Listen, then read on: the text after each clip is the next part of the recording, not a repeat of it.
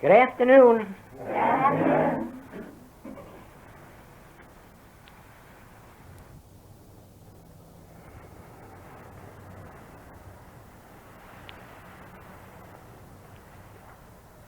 The question that is asked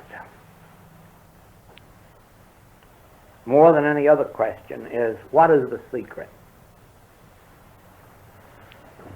What is the secret of harmonious living, abundant living, gracious living? What is the secret of life without strife, without struggle, without warfare? What is the secret of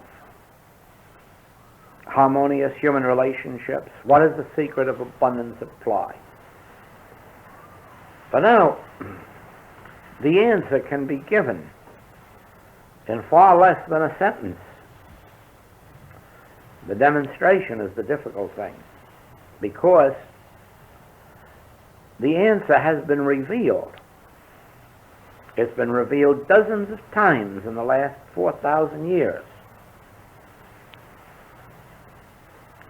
The answer is the attainment of the fourth dimensional consciousness. That's the answer. It's the full and complete answer, and you don't have to add anything to it because there is no other answer.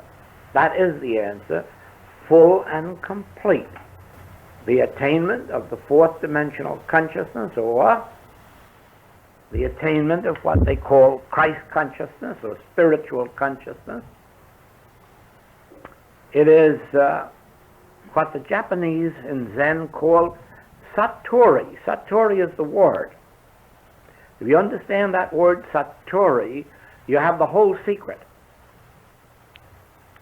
Satori means enlightenment. It means when your human consciousness, which is unenlightened spiritually, when your human consciousness is enlightened, that is, it receives Satori, it is illumined. It's the same consciousness you had all your life, only instead of being in an unillumined state, it is now illumined. Instead of being unenlightened, it is now enlightened. What do you mean by illumined, enlightened?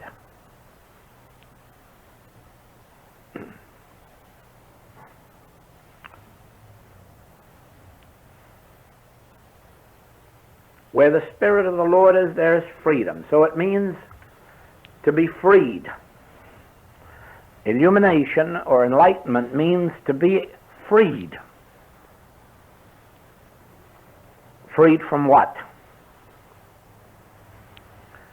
Freed from the material sense of life. Now that's the only freedom that you can ever attain.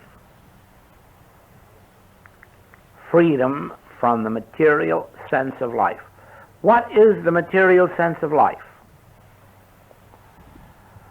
It is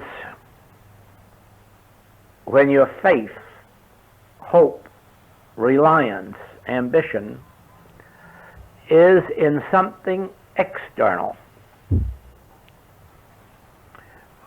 When you believe that life is dependent on a heart, that's material sense. When you believe that strength is dependent on muscles, that is material sense. When you believe that we live by food alone, that is material sense. If you believe that you need money, this is material sense. If you believe that life began, this is material sense. If you believe that life can be ended, this is material sense. If you believe that life is subject to anything or any thought, this is material sense. Then freedom, the freedom of illumination, is really a freedom from ignorance, because it is only ignorance that can believe that our life is dependent on something in the external realm, whereas the truth is that our life governs the external realm. To understand that, you must first look at your body and agree that it's yours. And then think of your mind. You can't look at your mind, but you can think of it. And realize that this is yours. And then take the word I and declare that I can think, I can feel, I can move. And then you will see that actually it is I that governs the mind and the body, and not the mind or the body that governs me. Now, in the degree that you realize that I govern the mind and I govern the body, you are illumined and you are free. You are free from the domination of your mind and your body. You have to have that feeling of I, self-complete being, I, me, I am the embodiment of all that God is. All that the Father hath is mine. Because of my oneness with my source, all that is true of the source is true of me, for I and my source are one. Now when you have that, and then you go on to yes, and the mind is given to me as a thinking apparatus so that I can think what thoughts I want to think. If I wish to study mathematics, I can study. If I wish to study literature, I can study literature, or philosophy, or religion. I determine what is going to occupy my mind.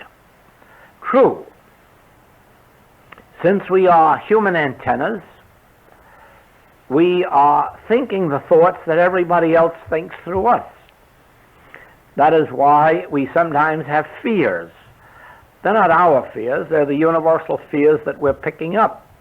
That's why we sometimes have feelings of sensuality.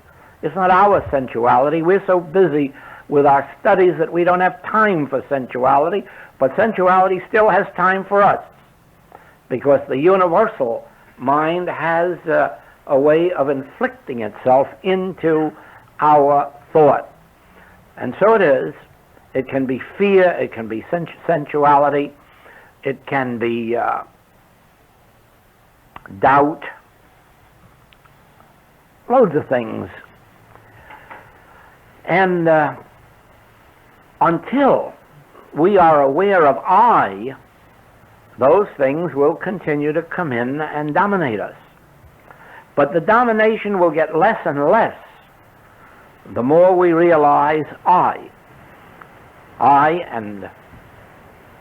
have a mind, and I can decide its thinking, and what it shall think, and what it shall be interested in. And in the same way, I can govern the body and take it where I want it to be. The body cannot talk back to me. Now, while this is merely a hope within us, we're not going to demonstrate it. Even when we come to a place that we agree that it's true, this is not yet illumination. This is not Satori. Illumination comes when you can say, oh, whereas before I was blind, now I see. In other words, now I catch it. Now I innerly realize it. That is the difference. When the Master says, ye shall know the truth, and the truth shall make you free, a lot of people think that that means you shall declare it, or affirm it, or know it in your head. No, that's the first step. But illumination doesn't take place merely by your hearing these words and saying they sound beautiful and I hope they're true, or even, no, I think they're true. No. Those are only steps leading up to illumination. Illumination is when that moment of realization comes. That is why satori, as used in Zen, means a certain occurrence at a certain time. They may have students studying Zen for 10 years and not have satori. They know all that's to be known, but the one thing is missing. And that thing is light, illumination, realization. So it is with us. We wonder sometimes at our lack of demonstration because we've read so many books or heard so many tapes, had so many lessons. But we forget that those are only steps leading up to a certain moment of realization when the veil drops from the eyes.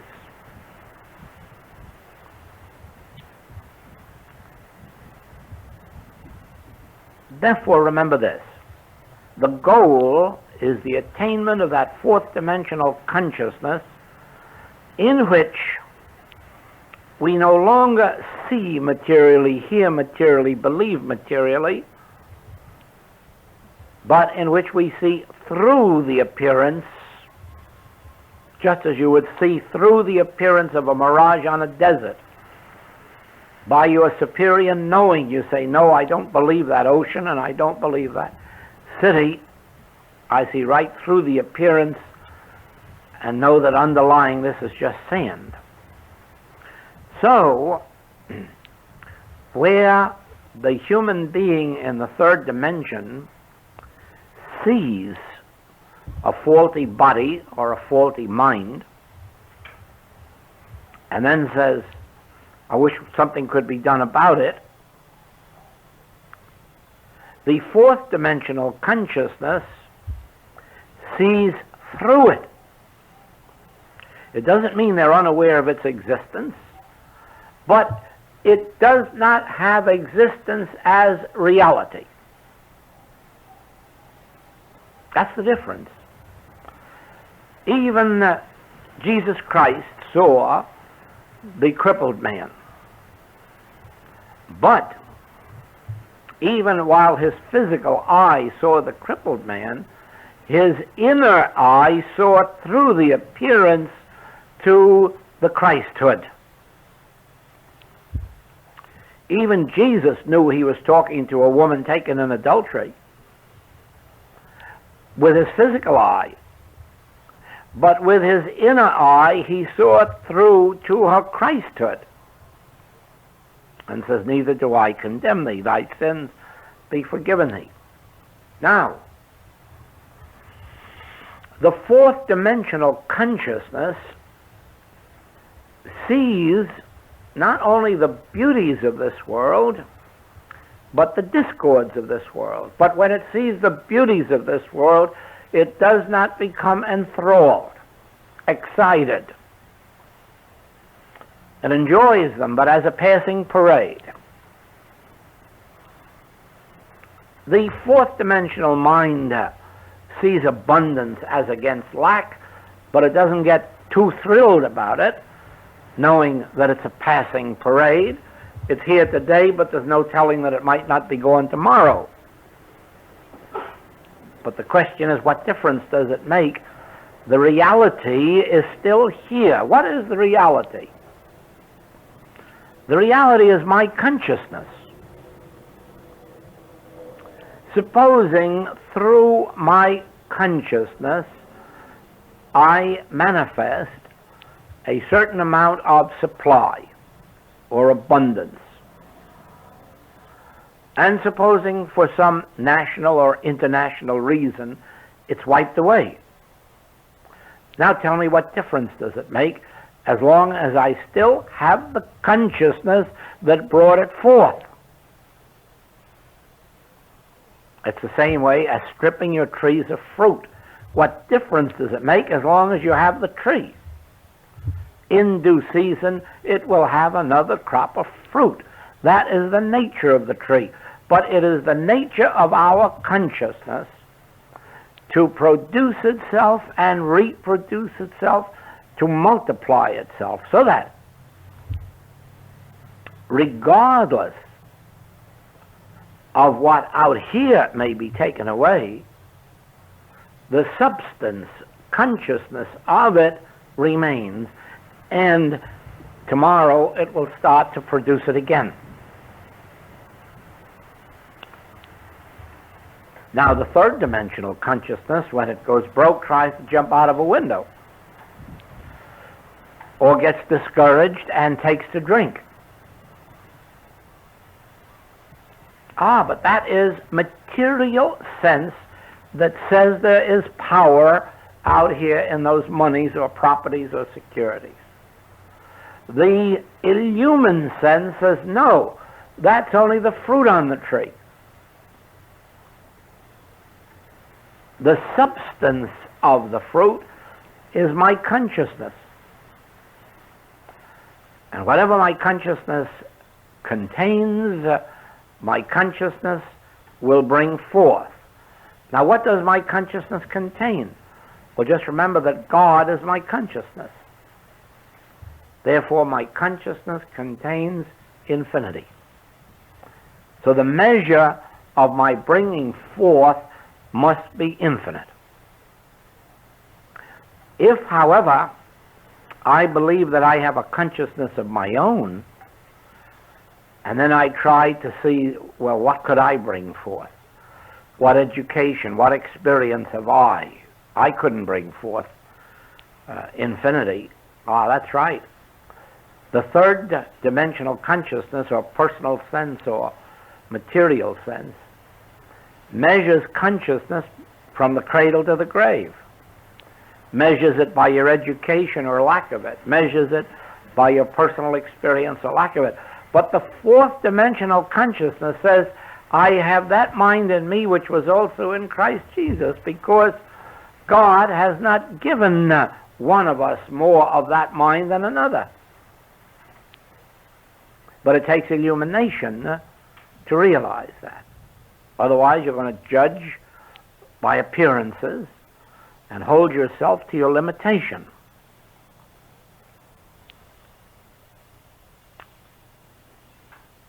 When fourth dimensional consciousness is attained, even in a measure, life begins to flow more by grace than by effort. More things come easily and more abundantly than ever before. This is one of the signs following. But the secret is attaining the fourth dimensional consciousness. Attaining the consciousness that does not put its faith, hope, or reliance in anything in the external, but realizes that the I of me, the consciousness of me, embraces infinity, and that all of the good flows forth from my consciousness into visible expression. The more we abide in this truth that I have meet the world knows not of,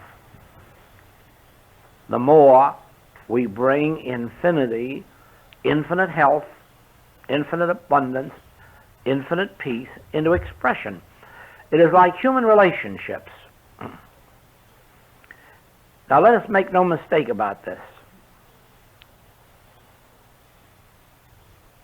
There is no way to have a perfect human relationship except to want nothing from anybody. It is an impossibility to want anything from anybody and not have friction develop. It can't be, I don't care how much people love each other. I don't care how closely knit they are. The moment you want something of them, a defense mechanism goes up in them. and you have the first grain of sand to produce friction. And the more you look to others, even for that which is called your legal right or your natural right, the more you're bringing about friction. Therefore, the only perfect human relationship can be is one in which you do not look to anyone for anything. Now, how can you have that consciousness? Only one way. The only one way is if you attain some measure of the fourth dimensional consciousness to where you can say, I and my Father are one, and all the Father hath is mine, and then close your eyes to this outside world. This is the only way that it can be attained.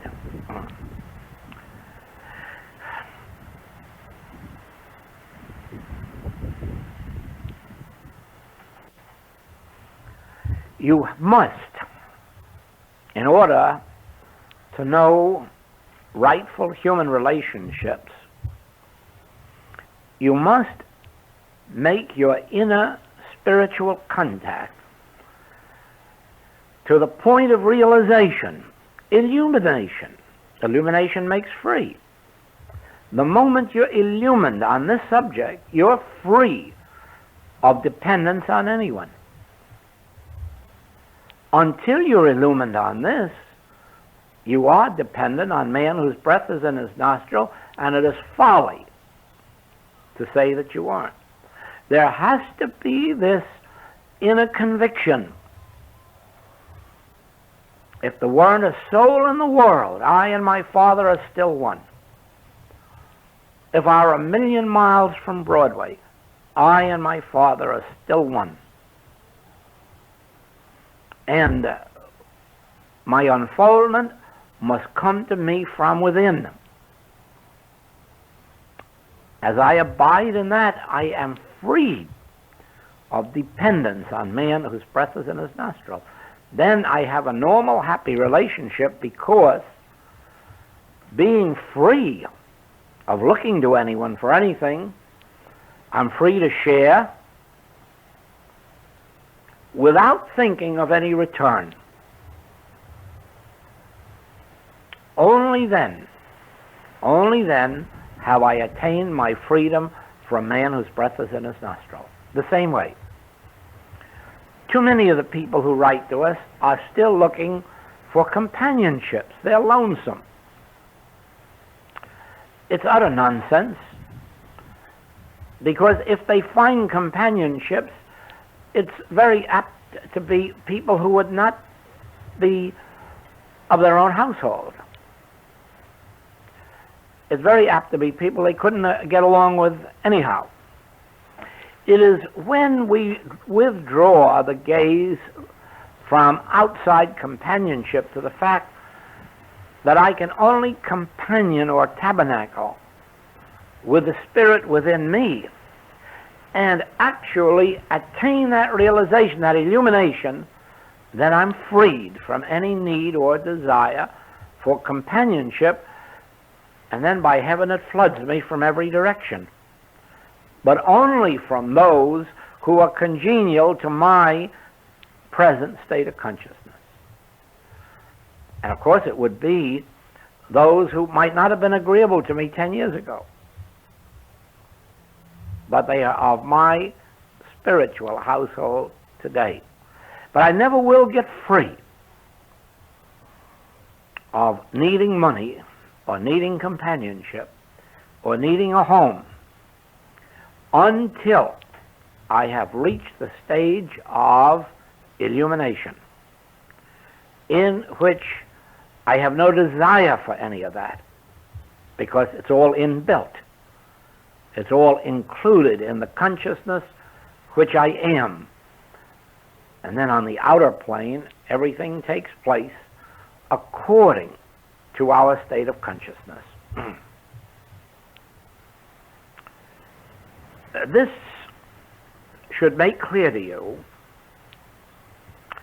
the impossibility, while you're working with the message of the infinite way, of trying to demonstrate anything or trying to demonstrate any condition, because you'll only lose it, and you'll lose your freedom.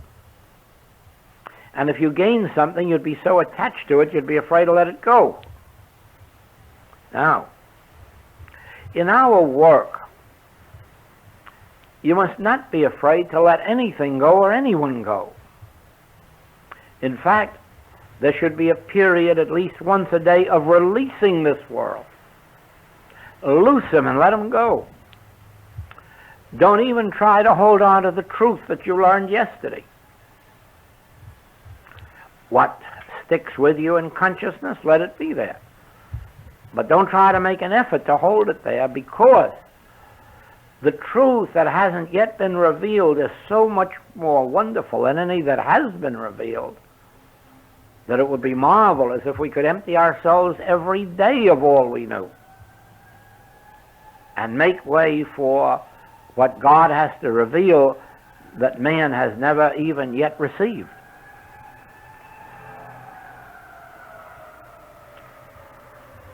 We've all been rejoicing these last couple of days in this Telstar.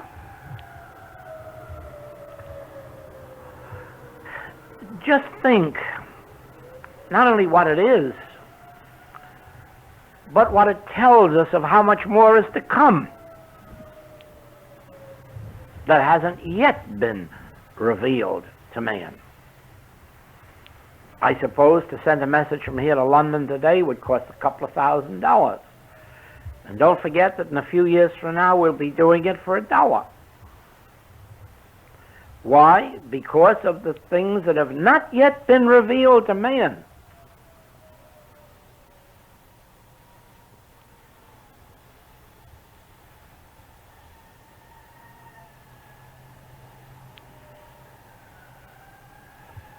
We have no illumination if we're living on yesterday's manna.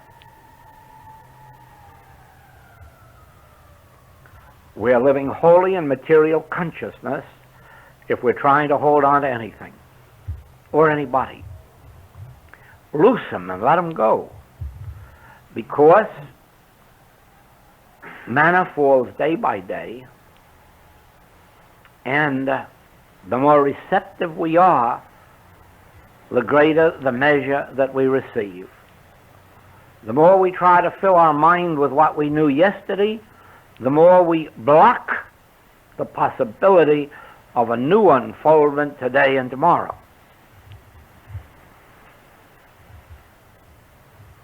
That is why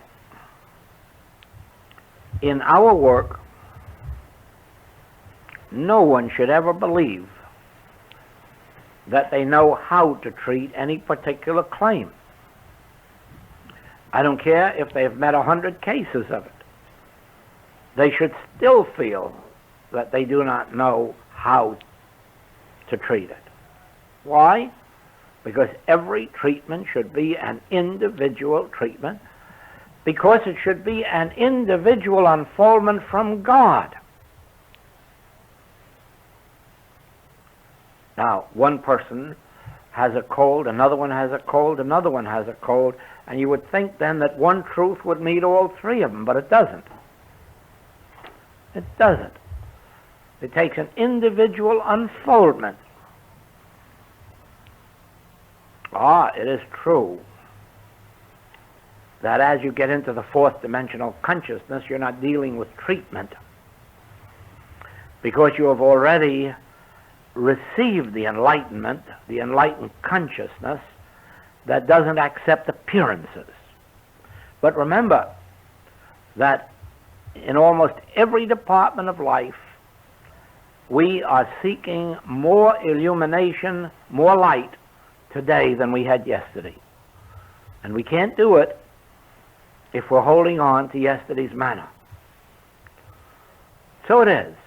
The third dimensional consciousness, the three-dimensional consciousness, is always thinking in the forms of the concreteness of that which has form. But the fourth dimensional consciousness sees no concreteness there, but looks through it and finds the concreteness in the invisible. The real substance is in the invisible. The invisible which I am, or the invisible I am which I am, the invisible being which I am, the invisible life which I am, the invisible omnipresence which I am. All this seems so intangible that you cannot get your mind to grasp it. And that's your safety and security. Because if your mind could grasp it, be assured that isn't it.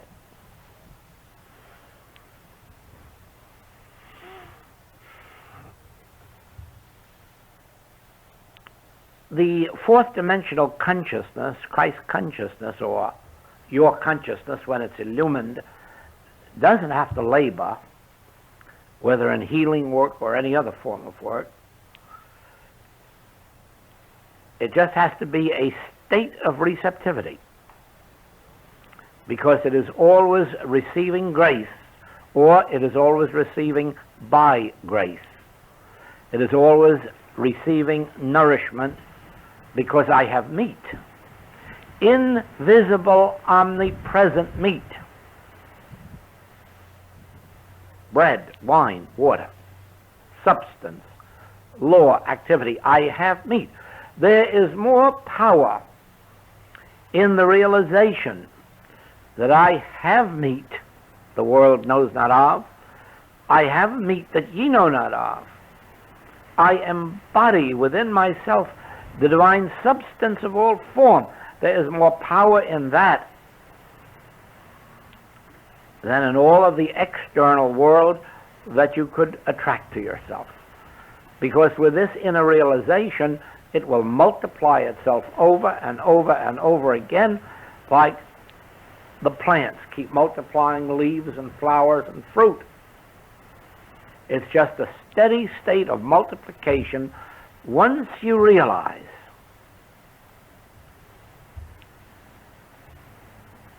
withinness. Within me is the kingdom of God, the kingdom of allness. And it does something to you up here in releasing you from looking out here, seeking out here, desiring out here. And in the end, it is desirelessness that attests the degree of demonstration. Desirelessness attests the degree of demonstration. You can tell by the degree in which you are no longer desiring from the outside world the measure of your progress. In the same way, you can measure your progress spiritually by watching your own reaction. The less you feel called upon to use a power, the higher you're going spiritually. The less use you find for powers, even God powers, the more you're advancing spiritually, because you're getting closer and closer to the realm of is.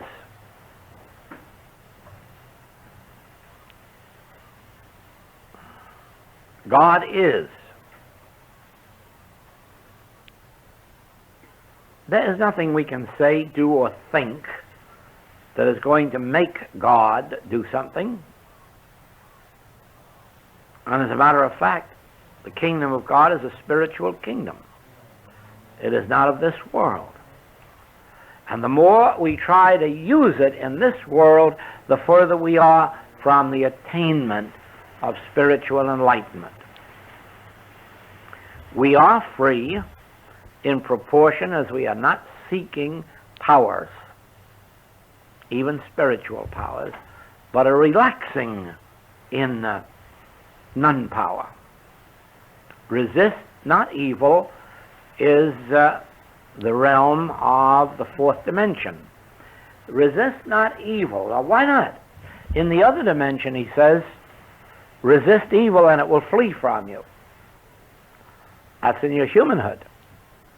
And your humanhood in the third dimension, where you have to resist temptation, where you have to fight back at error, fight fire with fire.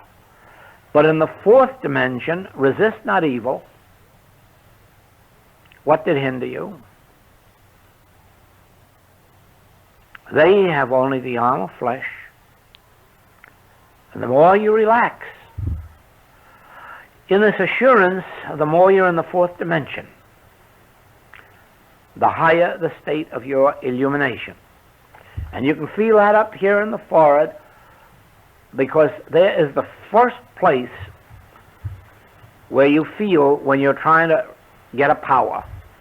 You can feel the strain up here, and you can feel the release that comes when you realize, I don't need a power.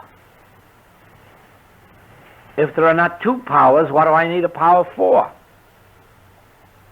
And then that release comes. It comes up here. Sometimes it comes in the back of the neck. But when it comes, it can only come because you've had some measure of enlightenment that says to you, if there's only one power, what am I looking for another power for? If there is only one power, then I'm in that power, and that power is in me. I and it and me. I and you, so on and so forth. See what illumination does. It frees you from man whose breath is in his nostril. It frees you from the fear, hate, love of any form of external.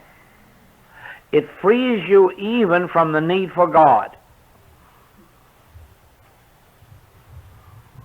Now, some of you undoubtedly read, maybe all of you, the answers in the newspaper from these different ministers as to the Supreme Court decision on the subject of prayer. And you probably noticed the Buddhist who says that he's very glad that they don't have that prayer because in Buddhism they don't have any such God. Well, now, you could speak to a lot of people who have read comparative religion, and they'll tell you that Buddhism has no God. Well, in that sense, it's true. Buddhism has no God separate from man. Buddhism declares that the only God there is your enlightened consciousness. When you are enlightened, that enlightenment is Buddha, God, Christ.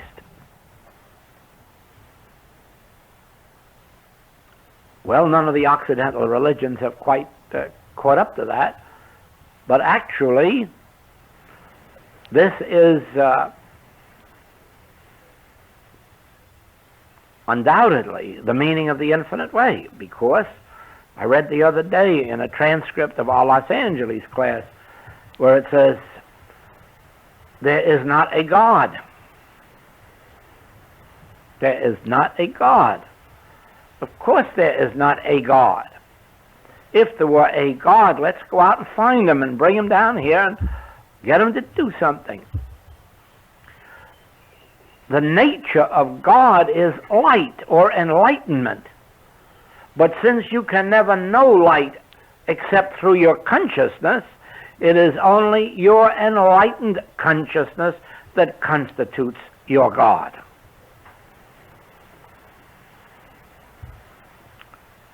Consciousness itself is God, but consciousness is manifested as the consciousness of individual being, not only humans, animals, minerals, and vegetables, at different levels of consciousness. Master says, if you turn over a stone, you'll find me. Consciousness, the universal consciousness, is individually expressed. And your consciousness is that consciousness, but not until the moment of illumination.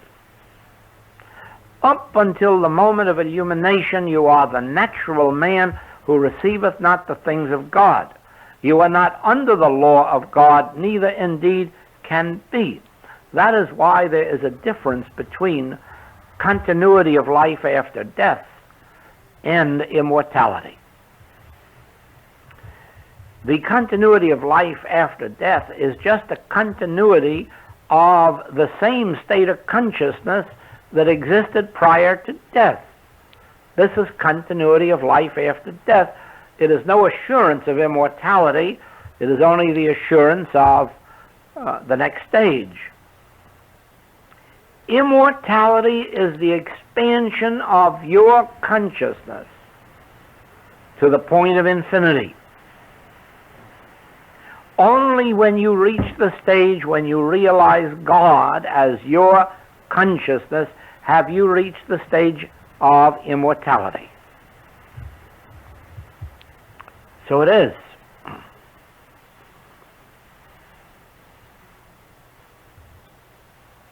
The human being is born, grows up, matures, decays, and dies. All of this as a separateness apart from God. All of this in a personal selfhood that has in it no element of spiritual law, spiritual life, spiritual creation. It is purely an animal life. That is why even when the heart's going or gone, you can keep it going with a drug. Now, you're not keeping God life going with a drug. You're keeping your animal life going with a drug. The God life can't be affected with or without a drug. But the human life can.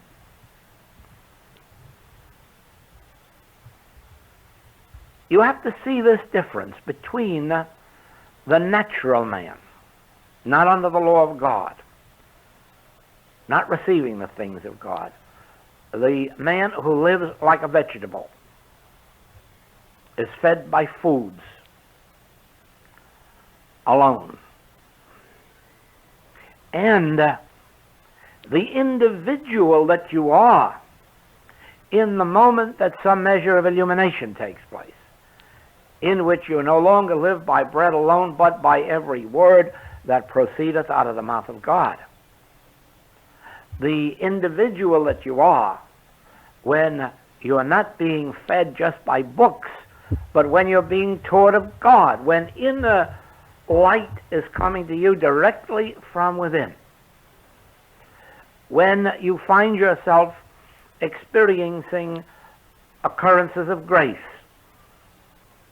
experiences that we don't earn or deserve, which yet come to us.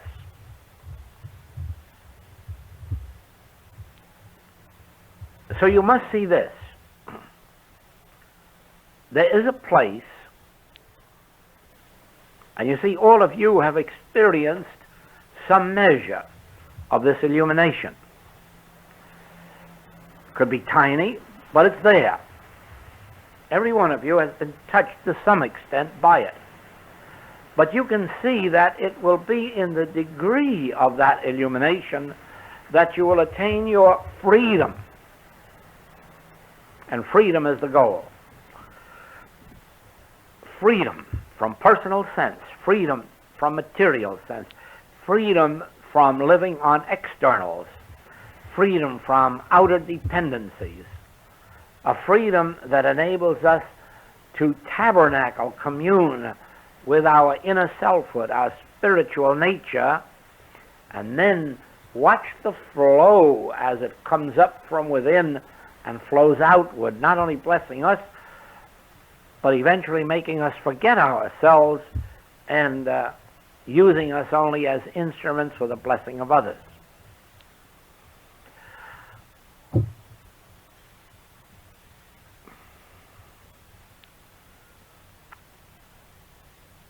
We have freedom from sin, we have freedom from disease, we have freedom from death, we have freedom from lack and limitation. but only in the degree that we attain the spiritual freedom which comes from illumination. Because without illumination, no more power is given to the things or thoughts of the outer world. Then no more power is given to the need for a God power. Because now we're in the realization of the one and only power that is functioning. And it functions without help from the human.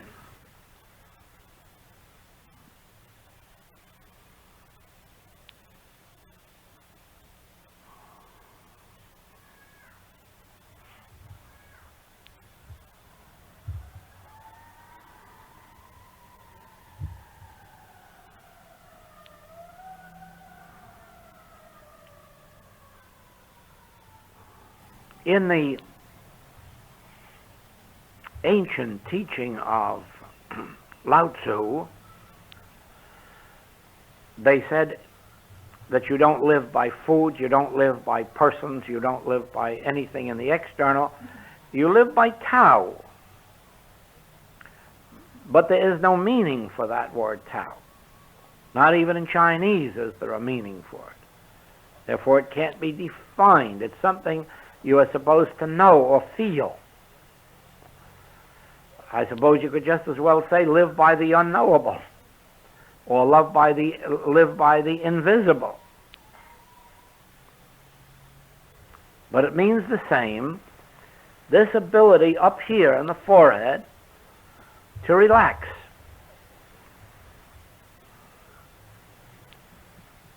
I don't have to know anything, I don't have to do anything. I don't have to draw any powers out of the air. I don't need any miracle powers. I don't need any miracle workers. I don't need man whose breath is in his nostril, even if he's a spiritual light. Why? Because I and my Father are one. I know no life divided. The life of God is my life. The mind of God is my mind. The consciousness of God is my consciousness. The soul of God is my soul. I and my Father are one. And at some period of study or meditation, the light dawns. And whereas before I knew the truth intellectually, now I feel it, now I see it, now I comprehend it, now I live it.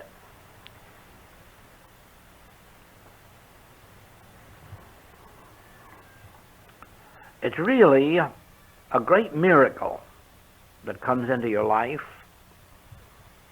once you can sit back and look out at all the people in the world, those close to you as well as those far away from you, and realize, just think, we can tabernacle together, we can be friendly together, we can live together, we can do anything we like, but I and my Father are one.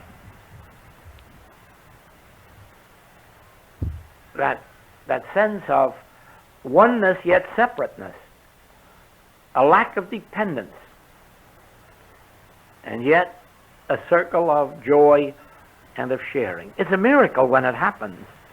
It's a miracle when you're set free within yourself and can realize, just think, I live by grace, not by might nor by power, not by anyone's favor. I live by grace, because I and the Father are one. This is the supreme freedom. This is the supreme freedom. The moment you have that feeling of oneness with your source, and then can see everybody out here and have no sense of need, attachment, drawing, each one a free individual unit in oneness with their Father. I believe that this is the height of freedom. It's one of the last freedoms to be obtained. It seems so much easier to be free of places or things than to be free of persons. And it is for this reason that when we have attained our freedom from persons, or our freedom in our spiritual oneness, that we are then united with all on a spiritual basis. There's no relationship like it in all the world. It can't be described. You can't possibly know what it feels like to love everybody because you don't need them, and because you know they don't need you. But each one is free and complete in and of themselves. The greatest freedom that can come on earth.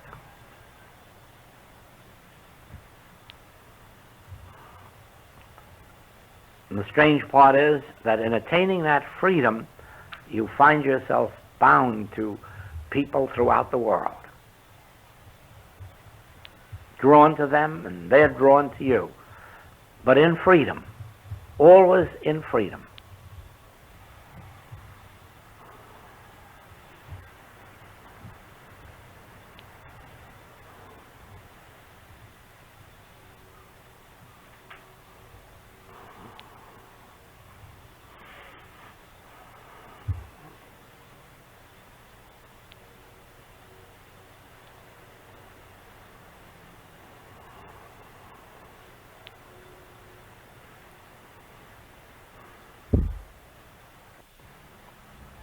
Now for a minute, take this statement, I have meat the world knows not of.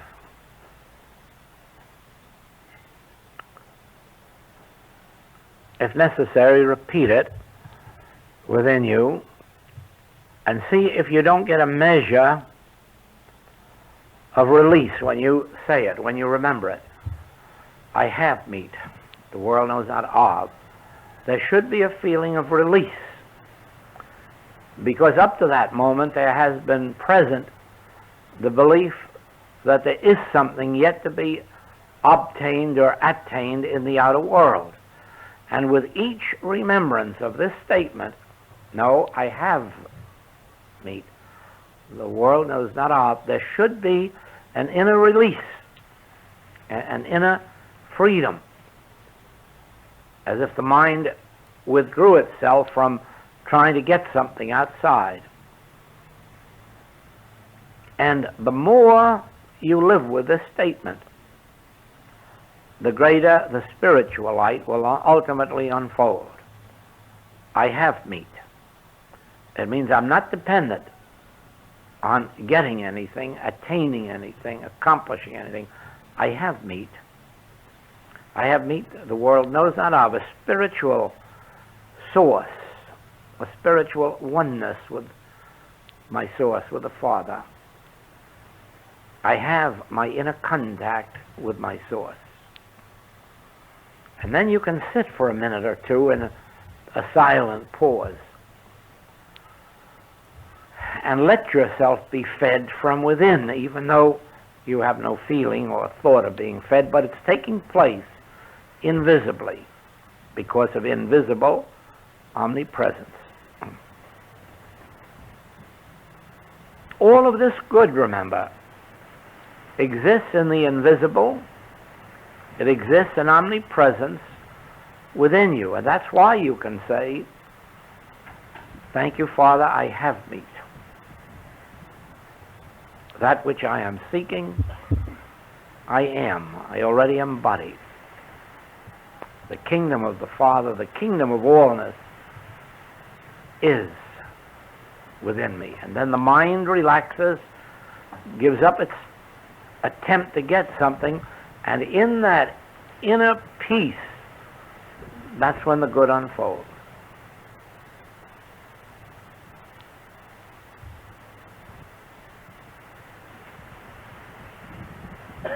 There is a spirit in man. Now, when you take that statement, Don't be satisfied just to repeat it, because that's vain repetition. There is a spirit in man. There is the Spirit of God in man. There is the Spirit of life in man. There is a spirit of abundance in man. There is a spirit of wisdom in man. There is the spirit of His presence in man, in me and in you. There is a spirit in man. Just this one statement is food. It's more than food. It's food and clothing and housing. There is a spirit in me. There is the Spirit of God in me and in you. There is a spirit of love. There is a spirit of peace. There is a spirit of comfort. There is the spirit of the divine kingdom within me and within you. And you see, as we dwell on that again, the mind yields up its strain. And the moment it yields up its strain, you're right living in the Spirit, and with the Spirit and through the Spirit. There's a spirit in man. I live not by bread, but through the Spirit of God. I live through the Spirit of God. I live by the Spirit of God.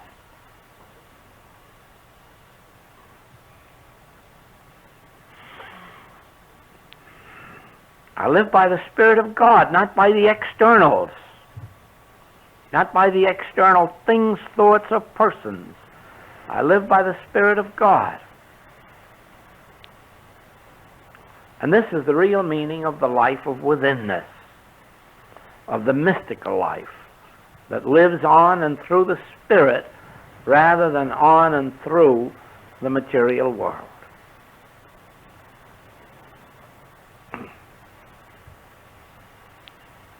You can't rightly say withinness. You cannot rightly say that you're living the spiritual life unless you're living by the Spirit, and in the Spirit and through the Spirit. And that releases you from all attachment to this outer universe. You have no fears, no hopes, no ambitions about it. You're only living the spiritual life when you're living in the Spirit, through the Spirit, by the Spirit.